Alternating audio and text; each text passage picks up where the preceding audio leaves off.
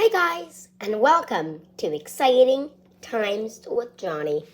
I'm Johnny, and today we're going to read a book called Miss Smith, Under the Ocean by Michael Garland. Let's get into reading. Miss Smith, Under the Ocean by Michael Garland. To all the fish in the sea.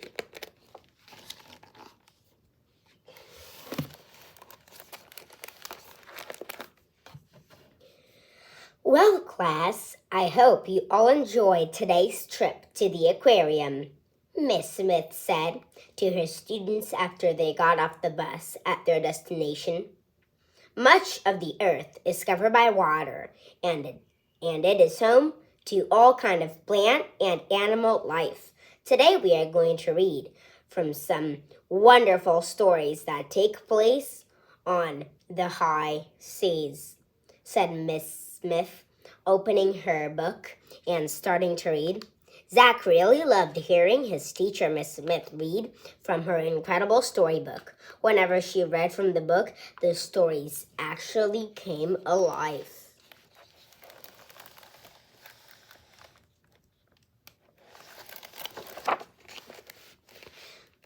Miss Smith's first words were, "The owl and the pussycat went to the sea in a beautiful pea green boat."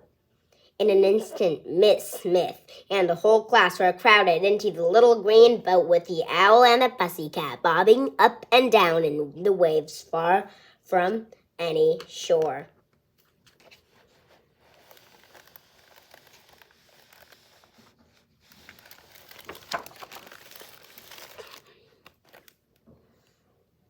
The owl and the pussycat looked surprised to see so many people with them, but Miss Smith didn't miss a beat. She opened her book and started to read again, but this time she read from Moby Dick. Just then, a huge white whale lunged out of the water and splashed down next to their boat, nearly capsizing them.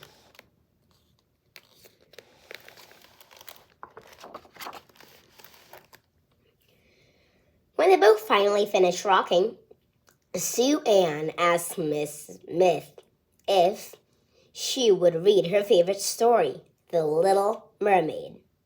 No sooner she started to read than Zach spotted a fish tail flopping in the water. The class could see that it was the Little Mermaid herself, but she was tangled in the castaway fish net. "We have to save her," shouted Jack.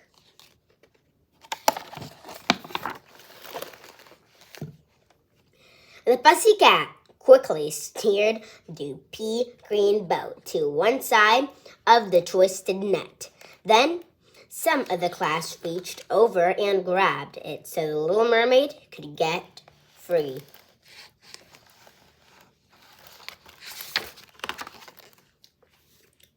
"Oh, thank you," said the Little Mermaid after she was pulled up into the boat. "You're just in time for a story," Miss Smith said to the Little Mermaid. "Oh, goody, I love tales," answered the mermaid. Miss Smith started to read The Treasure Island, and sure enough, a short distance away, everyone saw a pirate ship.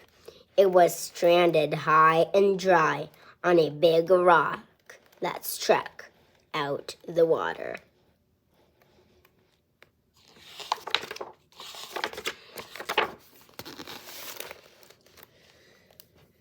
The little green boat carefully approached the grounded ship. "Ahoy there! Anybody home?" shouted Miss Smith. "Ahoy yourself. We're all home, all right. And we're stuck too," said Captain Long John Silver as he leaned over the rail with the rest of his cranky crew of pirates. "Can we help?" Zach asked. Long John Silver replied, "Yes, you can. We were searching for the island where we buried our treasure when we ran around. Can you, Matei, give us a ride? Without even waiting for an answer, the pirates climbed down from their ship and squeezed into the pea-green boat. It is getting crowded in there, guys. It's getting really crowded in that pea-green boat. Here we go. There's an island close by, said the little mermaid. Maybe that's where you buried your treasure. So they headed there while Derek took the book and started to read from a story called Robinson Crusoe. When they reached the beach, a very happy man dressed in ragged clothes greeted them. I'm glad to see you, said Robinson Crusoe. I've been shipwrecked here so long, I'm very lonely. Would you like to hear a story, Miss Crusoe? Would I ever, he said.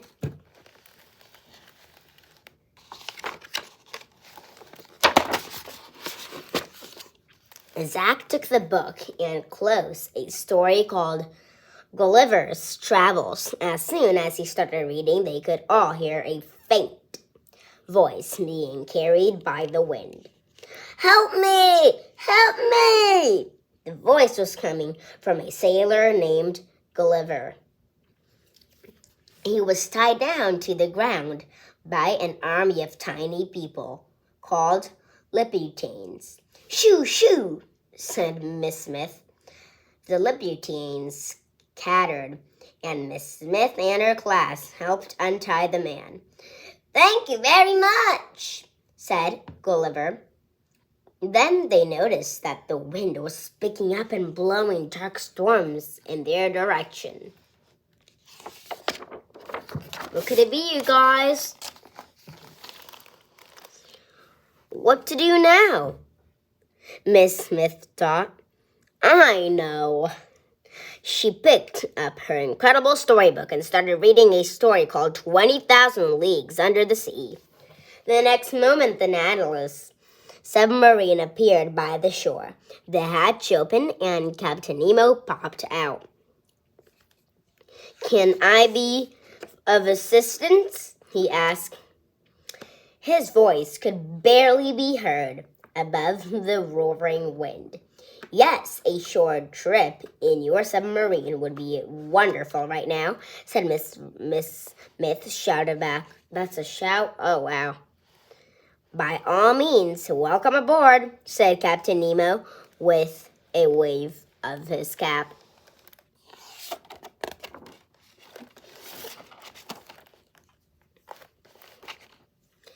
Once everyone was safely aboard, the Nautilus disappeared below the crashing waves into the quiet undersea world. The submarines glided through the deep blue water.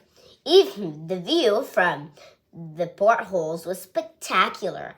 Everywhere the class looked, there were strange and colorful fish.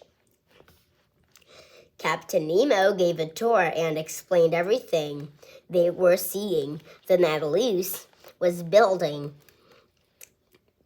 to study the world under the oceans and let people know how important it is to the earth. Just then, the Nautilus began to shake violently. Through the portholes, the class could see that a giant squid was attacking the sub. It was wrapped its tentacles around the Nautilus and lifted it right out of the water. It seemed as though the submarine would snap like a pretzel. Somebody do something, screeched Sue Ann. Full speed ahead, said Zach, tugging Nemo's sleeve. Captain Nemo cranked up his engines until they roared. The submarine could only inch forward, but the giant squid held on tight Everyone closed their eyes. Then finally the giant squid lost its grip and the sub shot up through the water. They were safe.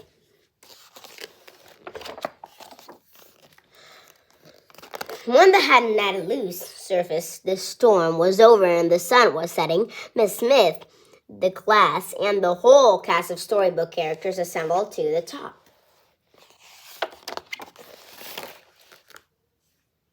Well, it's been quite an exciting day, but it's getting late, said Miss Smith. Then she finished reading the end of each story so all the characters could go back into the incredible storybook. When she read the very last word, quick as a flash, the class was back at the aquarium heading for the bus. Zach thought to himself, I'll never look at the ocean the same way again. And that was the end. And there is the Little Mermaid there. They saw the Little Mermaid one last time. She was saying bye to everybody. Okay, now that's the end of the book. Miss Smith Incredible Storybook. Miss Smith Under the Ocean. Sorry. Well, this book is by Michael Garland.